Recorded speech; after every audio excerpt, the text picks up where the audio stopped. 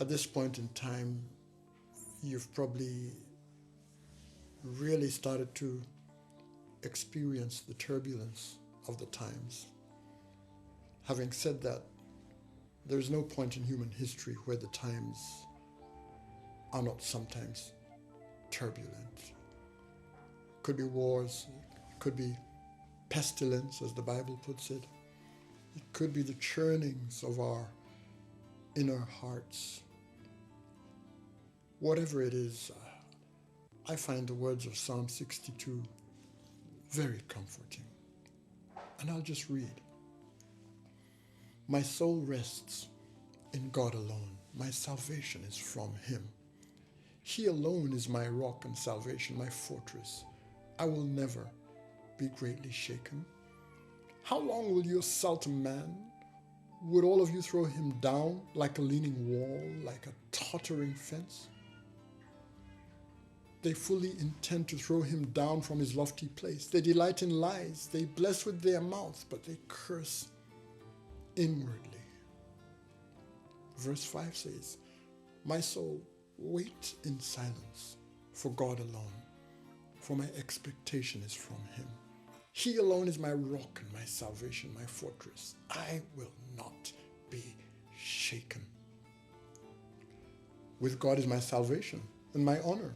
The rock of my strength and my refuge is in God. Trust him. Trust in him at all times, you people. Pour your heart out before him. God is a refuge for us.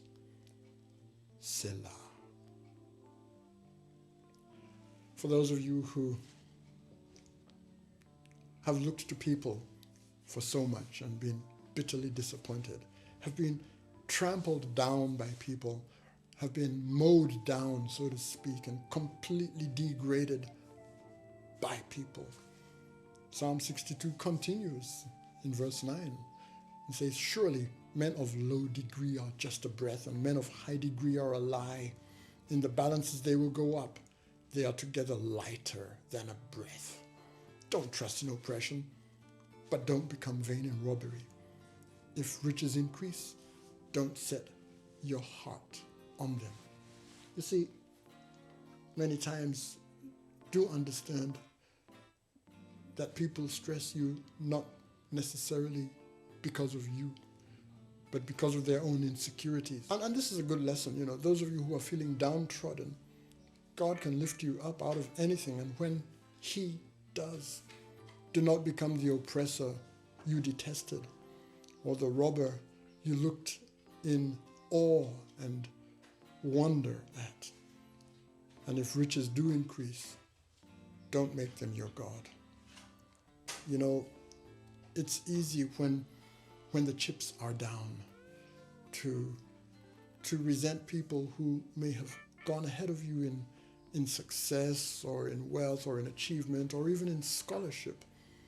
But it's important to understand that Psalm 1 refers to someone who trusts in God, bringing forth fruit in their own season. Your time is not mine. My time is not the person next door's. Everyone has their season.